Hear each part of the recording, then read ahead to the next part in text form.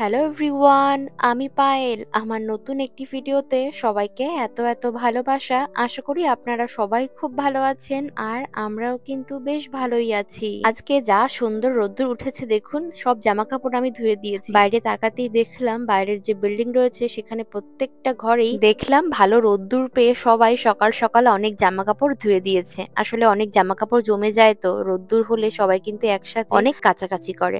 যাই হোক, মিহি ওদিকে ঘুমোচ্ছে। ওর শরীরটা যেহেতু কদিন একদমই ভালো যাচ্ছে না, তাই জন্য এই কনকনে শীতের সকালগুলোতে আজকাল আমি আর খুব একটা ওকে চাপ দেই না স্নানের জন্য। তার থেকে বরং ও শান্তি মতো একটু ঘুমোয়, ঘুম থেকে উঠলে ওকে ধীরে সুস্থে আমি স্নান করিয়ে দিই। সে ফাঁকে আমার রান্না বান্না হয়ে যায় আর তারপর আমি ওকে একটু জড়িয়ে ধরেও রাখতে পারি। একবার শুধু ভাবুন, এই দেশে শাপলা ভাবা যায় এটা কতটা অবাক করা কাণ্ড। অন্তত আমার কাছে তো বিশাল অবাক করা কাণ্ড। তার কারণ এই যে আমি এত বছর জাপানে আছি, প্রায় ছোটখাটো 8 বছর জাপানে এখানে আছি, তো আজ অব্দি এ যাবৎকালে আমি কোনোদিনও এরকম শাপলা দেখিনি। তবে হ্যাঁ, লাল শাপলা আমরা খেয়ে অভ্যস্ত নই, ওই সবুজ শাপলাগুলো খেয়ে অভ্যস্ত। তবে এই যে আগের দিন যে আমরা ঘুরতে গিয়েছিলাম ওখান থেকে এক দোকানে পেয়েছিলাম, তো সেখান থেকে নিয়ে এই শাপলা দিয়ে বানানো যে কোনো পদ, সে আপনি তরকারি বলুন, ভাজা বা ভেলা, যে কোনো খাবারই আমার বেশ প্রিয়। এক কথায় শাপলাই আমার খুব ভালো লাগে। তবে একে সবজি বলবো নাকি জলের কোনো উদ্ভিদ নাকি অন্য কিছু, প্লিজ আপনারা কমেন্টে আমাকে জানাবেন। আগেই যেমনটা বললাম, লাল শাপলা আগে কখনোই খাওয়া হয়নি। আসলে মার কাছে শুনেছি লাল শাপলা নাকি খাওয়া যায় না। মূলত সবুজ শাপলাই আমি মা এবং শাশুড়ি মা দুজনকেই রান্না করতে দেখি। তবে আমার শ্বশুর বাড়িতে শাপলার অত বেশি চল না থাকলেও আমাদের ওই বাড়ি, মানে আমার মায়ের বাড়িতে প্রচুর শাপলা খাওয়া হয়। যদিও আমার শ্বশুর বাড়ি কিন্তু একেবারে খাঁটি বাঙাল, তারপরেও শাপলার অতটাও চল নেই। যাই হোক, সে অন্য বিষয়। তবে আমি মাকে ফোন করেছিলাম, মা বললো হ্যাঁ খাওয়া যাবে না কেন, দোকানে যখন বিক্রি হচ্ছে তখন নিশ্চয়ই খাওয়ার যোগ্য বলেই তারা দোকানে তুলেছে। তবে লাল শাপলা রান্না করলে কেমন হবে জানি না। আগে পরে তো সবুজ শাপলা অনেকবারই খাওয়া দাওয়া হয়েছে। অনেক আগে যখন জাপানে সবজি মাছ মাংস নিয়ে আনার প্রতি খুব একটা রেস্ট্রিকশন ছিল না, তখন আমি একবার এই শাপলা প্যাকেটে ছোট ছোট করে কেটে এনেছিলাম কাঞ্চনের জন্য। তো সেইবার লাস্ট খেয়েছিলাম শাপলা। আর এর মাঝখানে একবার বাড়ি গেলাম, যে ওই তো 2024 সাল নাগাদ, তখন গিয়ে খেয়েছিলাম। আর মাঝখানে একটা বছর এই শাপলার তো দেখাই মেলেনি। তবে এদেশে এরকম শাপলা পেয়ে রীতিমতো আমি অবাক হয়েছি। কিছু খাবার আছে দেখবেন, তাদেরকে বেশি তামঝাম করে রান্না না করলেই বরং তাদের আসল স্বাদ বজায় থাকে। আমার মনে হয় শাপলাও সেই একই দলের খাবার। তো সামান্য রাঁধুনি ফোড়ন দিয়ে কাঁচা লঙ্কা চিড়ে চিংড়ি মাছ দিয়ে হালকা একটা রান্না করব, ওই ফাঁকে ঝোলটা ফুটতে দিলাম। এদিকে চলুন, কিছু পটল এনেছিলাম, ফ্রেশ পটল। এটাও দেখে রীতিমতো অবাক, কারণ পটল ফ্রোজেন প্রচুর পেয়েছি। এই যাবৎকালে জাপানে কোনোদিন এই শাপলা বা ফ্রেশ পটল চোখে পড়েইনি, এবং যারা পুরনো রয়েছেন তারাও আশা করি বলতে পারবেন না যেগুলো তারা আগে পেয়েছে। যাই হোক, কিছুটা পটল আমি এনেছিলাম, মেরে কেটে হয়তো 500 গ্রামও হবে না। তো এটার দাম নিয়েছে এখানকার 1200 জাপানিজ ইয়েন। আমাদের ইন্ডিয়ান রুপিতে এটা কত হতে পারে, ধরুন প্রায় ওই 700 টাকার কাছাকাছি। আবার এনাদের বাড়িতে এনেছি ধরুন ওই 2 দিন মতো আগে। আমার মেয়েটার শরীরটা একটু খারাপ বলে আমি খুব একটা রান্নাঘর সময় দিতে পারিনি, তাই এগুলোকে রান্নাও করা হয়নি। দেখলাম একটু দাগ দাগ হয়ে গিয়েছে ওপরের দিকটা, আর শাপলা তো অনেকটাই পচে গিয়েছে। এই পচা শুকনো সবগুলো কেটে কুটে বাদ দিয়ে একদম ফ্রেশ যেটুকু থাকবে সে কটাই রান্না করব আজকে। যাই হোক, এদিকে পটলগুলোকে আমি ওপরের অংশটা ভালো করে ছুরির সাহায্যে আঁচড়ে নিলাম, আর তারপর মাঝে মাঝে একটু খোসা রেখে কিছুটা খোসা ফেলে দিলাম। এটা দেখতে বেশ ভালো লাগে আর কাইন্ড অফ বিয়ে বাড়ি একটা স্টাইল আসে। যাই হোক, সঙ্গে করে কিছু আলুও আমি ওই একই রকম ডুমো ডুমো করে কেটে নিয়েছি। এখন কড়াইয়ে তেল গরম করে নিলাম, একটু হলুদ ছিটিয়ে নিয়েছি যাতে রংটা বেশ সুন্দর ধরে। এখন চলুন এই আলু পটল সবকিছু সুন্দর মতো ভেজে তুলে নেই। শাপলার ঝোলটা ওদিকে সুন্দর মতো ফুটছে, আমি ঢাকা দিয়ে নিয়েছি। আর এদিকে আলু পটল ভাজার পর ওই একই তেলে আরো একটু তেল অ্যাড করলাম, ফোড়ন দিলাম গোটা জিরে। ফোড়নে তেজপাতা দিতে ভুলে গিয়েছিলাম, তাই এখন অ্যাড করলাম। পেঁয়াজ কুচিগুলোকে সুন্দর মতো ভেজে নিয়ে আমি এখন এর মধ্যে অ্যাড করে দিচ্ছি সামান্য রসুন বাটা আর কিছুটা আদা বাটা। এটাকে এখন অল্প জল দিয়ে সুন্দর মতো কষে নিলাম। এইবার প্রয়োজনীয় কিছু বেসিক মশলা দিলাম, ওই লঙ্কার গুঁড়ো, হলুদ গুঁড়ো, একটুখানি জিরে গুঁড়ো, সাথে নুন চিনি তো রয়েছেই। এখন এগুলোকে ভালো ভালো মতো তেলের সাথে কষিয়ে নেব। যতক্ষণ না ওপরের দিকটা একটু তেল উঠে না আসছে ততক্ষণ অবধি কষিয়ে ভেজে রাখা আলু পটল একই সাথে এই মশলার সাথে এখন কষিয়ে নেব। আগে পরে আমি অনেকবারই তো ওই ফ্রোজেন পটল রান্না করেছি, আসলে এদেশে তো এরকম ফ্রেশ পটল পাওয়া যায় না। তবে ফ্রোজেন পটল যত ভালো করেই রাঁধি না কেন তার মধ্যে একটা কেমন শক্ত শক্ত রাবারি টেক্সচার থেকেই যায়। তবে এরকম ফ্রেশ পটল সেটা তো একরকম অল্প সাতলেই রান্না করা যায়। তাই দেখলাম আলুর সঙ্গে সঙ্গেই পটলগুলো বেশ মোমের মতো গলে গিয়েছে। এদিকে আমি কষিয়ে ঝোল দেওয়ার পরে ঝোলটা ফুটে আসার পর দেখলাম সুন্দর মতো হয়ে গিয়েছে। নামানোর আগে অল্প একটু গরম মশলা গুঁড়ো উপর থেকে যা ছড়িয়ে দেব। একটু হুটোপাটার মধ্যেই রান্না করছি, তার কারণ ও যেহেতু ওই ঘরে ঘুমোচ্ছে তাই ও উঠে গেলে আমি খুব একটা ওকে আজকে আর একা রাখতে চাইছি না, আর কান্না তো করানোর প্রশ্নই ওঠে না। তাই জন্য ঝটপট রান্না করছি। শাপলার ঝোলটা ফুটে আসার পর আমি নুন হলুদ তো সবই দিয়েছিলাম, তো এখন শাপলাগুলোকে অ্যাড করলাম। শাপলার মধ্যে যেহেতু অনেক জল থাকে তাই পরিমাণ মতো জলটা আমি কমই দিয়েছিলাম। আর এখানে দেখলাম শাপলার রংটা অনেকটা কালো বর্ণ ধারণ করেছে। বুঝলাম না কেন এমন হয়েছে, এর আগেও শাপলা বেশ কয়েকবার রান্না করেছি তবে এমন রং তো কোনোদিনও পাইনি বাবা। যাই হোক, ভাজা জিরে গুঁড়ো ছড়িয়ে দিয়ে রান্নাটা আমি শেষ করলাম। বুঝতে পারলাম না ঠিক শাপলাটা কেন এমন রং হয়ে গেল, তো মাকে ফোন করে দেখালাম যে মা দেখো না কেমন একটা কালচে কালচে মতো হয়ে গিয়েছে। ইভেন চিংড়ি মাছগুলো দিয়েছিলাম সেগুলো দেখলাম কালো রং ধারণ করেছে। তো মা বললো এটা যেহেতু লাল শাপলা, আই মিন ওই রান্না করার পরে একটু হালকা কালচে ভাব চলে আসে ওই কারণেই নাকি এমন হয়েছে। তবে টেস্টের নাকি খুব একটা পার্থক্য হবে না, মা এমনটা বললো। যদিও জানি না কি হবে, রান্না বান্না তো করলাম, সুন্দর করেই করেছি। দেখা যাক খাওয়ার সময় টের পাবো আসলে কেমন হয়েছে।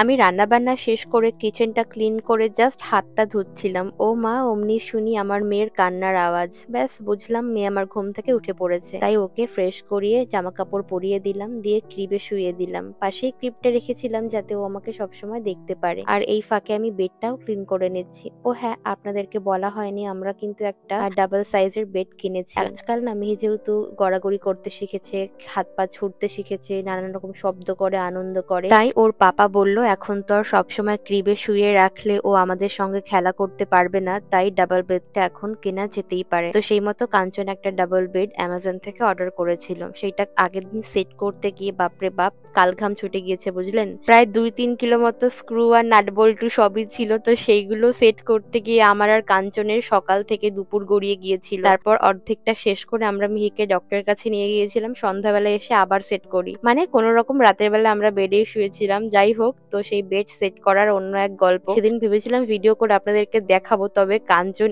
এত অতিষ্ঠ হয়ে গিয়েছিল ওই সেট করতে গিয়ে, তো বললো ছাড়ো, তোমাকে আজকে আর ভিডিও করতে হবে না। অ্যামাজন থেকে এই আনসেটেড বেড কিনে আমাদের সেট করতে যা সমস্যা হয়েছে বা যেটুকু আমাদের পরিশ্রম করতে হয়েছে, আমার মনে হয় তার থেকে সরাসরি দোকান থেকে কেনাই ভালো। অন্তত এই সেট করার ঝামেলাটা আর পোহাতে হতো না। তো যাই হোক, এখানে আমি বেডটা পরিষ্কার করে নিলাম। বেড কাভারটা বিছিয়ে আমি গ্লু স্টিকার বা কুরুকুরু দিয়ে বেডটা পরিষ্কার করছি আজকাল। তার কারণ আমার মিহির জন্ম চুলগুলো না পেছন দিক দিয়ে অনেকটাই উঠছে, I mean or hair fall হচ্ছে। তো এটা ডক্টর বলেছিল খুবই ন্যাচারাল বিষয়। এই কারণে আমি পরিষ্কার আর হাইজিনিটি মেনটেন করার জন্য এই কুরুকুরুটা আজকাল বিছানা পরিষ্কারের ক্ষেত্রে ব্যবহার করছি। আর এই দেখুন কি মারাত্মক রকম হাওয়া হচ্ছে, দাঁড়ান জানলাটা খুলে আপনাদেরকে দেখাই।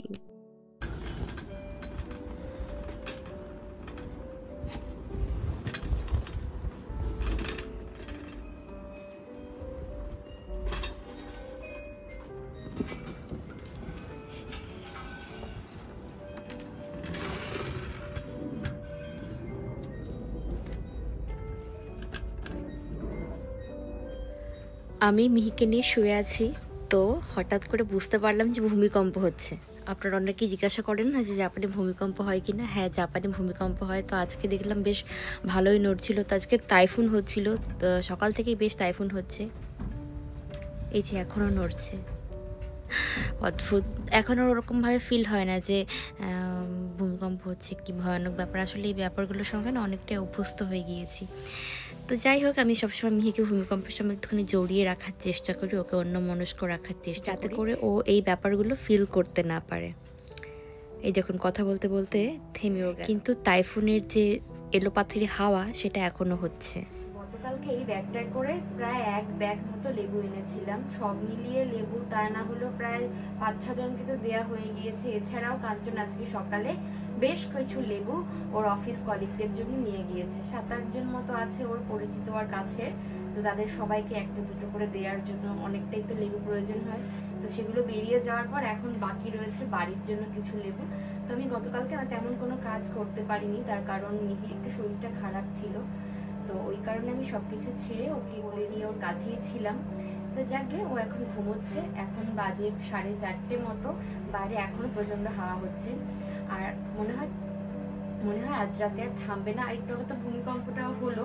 তো যাই হোক, চলুন বাড়ির জন্য যে কটা লেবু অবশিষ্ট আছে সে কটা এখন বাস্কেটে সাজিয়ে নেই। 2 দিন মতো আগে আমরা ঘুরতে গিয়েছিলাম, তো সেদিন আমরা ওই অরেঞ্জ পিকিংও করেছি। তো সেই ভিডিও আপনাদেরকে না হয় সামনের সপ্তাহে শেয়ার করব, তার কারণ এটা যেহেতু কাঞ্চনের জন্মদিনের আগের ভ্লগ, তাই ভাবলাম জন্মদিনটার ভাইবস থাকতে থাকতে এই ভ্লগ গুলো শেয়ার করে ফেলি। তো যাই হোক, এখানে অনেক লেবু রয়েছে। আমরা তো একেবারে মনের আনন্দে লেবু ছিঁড়েছি। তবে এই লেবু কিন্তু অনেক আবার খাওয়া যায় না পিকিং করতে গেলে। স্ট্রবেরি, ব্লুবেরি যতটা পরিমাণ টুপ টুপ করে ছিঁড়ে মুখে দিয়ে খাওয়া যায়, তবে এটা তা সম্ভব হয় না। আপেলও তাই, বড় ফলগুলোকে মূলত অত বেশি খাওয়া যায় না, অল্প কয়েকটা খেলেই পেট ভরে যায়। আর লেবুগুলো দেখলাম বেশ টক মিষ্টি স্বাদের ছিল, আর আমার ভাগে তো বেশিরভাগই পড়েছিল টক। কাঞ্চন নাকি 2-1টা মিষ্টি মিষ্টিও পেয়েছে, তো আমি টক টক পেয়েছিলাম বলে খুব একটা খাইনি। তবে টিকিটের মধ্যেই 2 প্যাকেট আমাদের বাড়িতে নিয়ে আসার জন্য ওই টিকিটের মধ্যেই 2 প্যাকেট লেবু ইনক্লুড ছিল। সেই মতো আমরা খুব আনন্দ করতে করতে লেবু তুলেছিলাম, আর কিছু এক্সট্রাও আনা হয়েছে পে করে।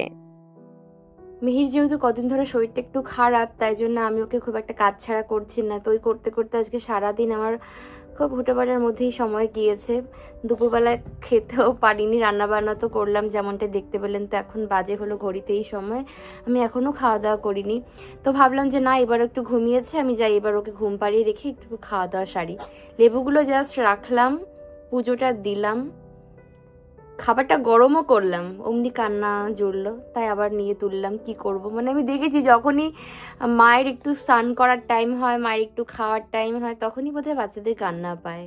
কি আর করা যায়, সত্যি ভালো নেই, ওই জন্য একটু খ্যান খ্যান করছে। তাছাড়া এমনিতে মিহি খুব একটা জ্বালাতন করে না আমাকে, খুবই লক্ষ্মী শান্ত মেয়ে আমার।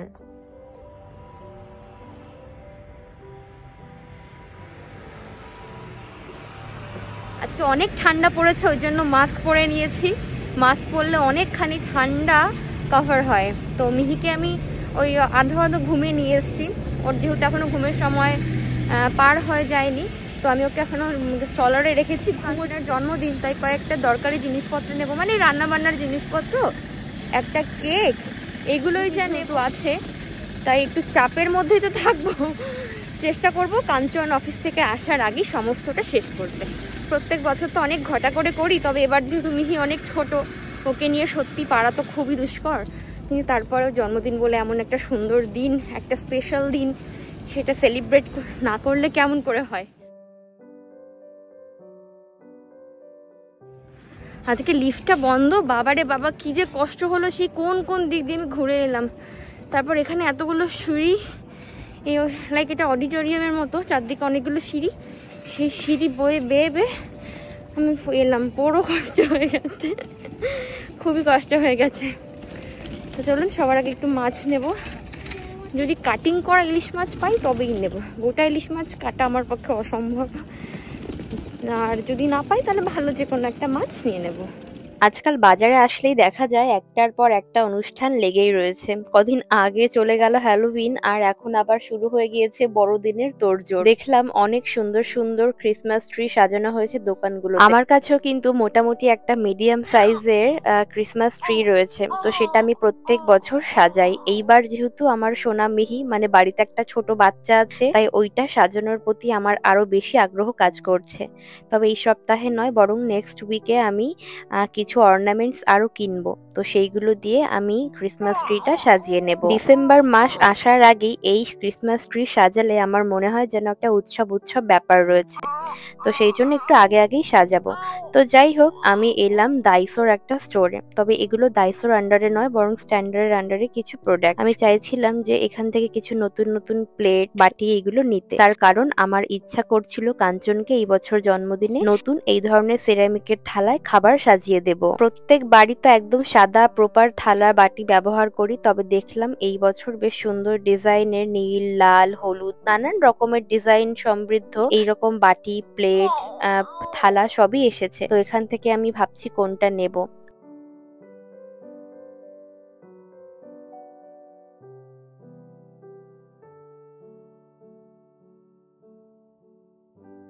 এখানে আসলে এত সুন্দর সুন্দর জিনিস আর যথেষ্ট কম দাম, আমার মনে হয় যেন সবই এক ব্যাগ ভর্তি করে নিয়ে যায়। তবে বাড়িতে তো লিমিটেড স্পেস, চাইলেই তো আর সবকিছু দোকান থেকে উঠিয়ে নিয়ে যেতে পারবো না।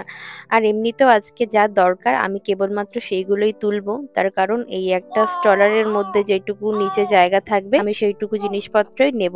আর তার উপর বেশি ভারী হয়ে গেলে ওইদিকে লিফটটা যেহেতু বন্ধ, তাই নাবাতে আমার খুবই কষ্ট হবে। এই পাশের রোটাতে আবার দেখলাম বিভিন্ন আকৃতির দারুণ দারুণ গ্লাসের সেট বিক্রি হচ্ছে, আর এদের এত মন ধরানোর রং, পুরো দেখে চোখ ধাঁধিয়ে যাচ্ছে। যাকে চলুন, এখন তো আর এত কিছু নেওয়া সম্ভব নয়। যেটুকু যে আমার দরকার ছিল প্রয়োজনীয় জিনিসপত্র সবই আমি তুলে নিয়ে শুধুমাত্র সবার শেষে নেব একটুখানি ফুল আর সঙ্গে কেকটা। তো কেকের অর্ডার আমি 2 সপ্তাহ মতো আগেই দিয়ে গিয়েছিলাম। আমাদের শহরে যে কয়েকটা কেকের দোকান আছে সবগুলো কেকের দোকানের মধ্যে এই কেকের দোকানটাই একমাত্র যারা হাতে বানানো কেক বিক্রি করে, আর বেশিরভাগ কেকই মেশিন মেড। তো এখানে হাতে বানানো কেক বিক্রি হয় বলে এখানকার কেকগুলোর দামটাও একটু বেশি, আর দেখতেও বেশ চোখ ধাঁধানো অন্যরকম। এখানে দেখলাম সিজনাল ফ্রুটস এর কিছু টার্ট বিক্রি হচ্ছে, তবে সেগুলো তো আমার নিয়ে কাজ নেই, আমার দরকার হলো কেক। এখানে জানেন তো আবার কেকের ওপরে যে উইশ কার্ডটা থাকে সেখানে কিন্তু কাস্টমাইজ করে আপনি নানান রকম কথা লিখতে পারেন। তো আমি লিখেছি হ্যাপি বার্থডে, আর নিচে কাঞ্চনকে এবার আর কাঞ্চন বলিনি, বরং অন্য কিছুই বলেছি। এই কেকখানা প্যাক করার আগে ওনারা আমার কাছে জিজ্ঞাসা করলেন, জানতে চাইলেন আমি এই কেকটা কতক্ষণ অবধি বাড়িতে নিয়ে যাব, মানে কতক্ষণ অবধি আমি রাস্তায় থাকবো। আমি সময়টা তাদের 1 ঘন্টায় বললাম, তার কারণ এখনো ফুল নেব, তারপর আস্তে ধীরে বাড়ি যাব।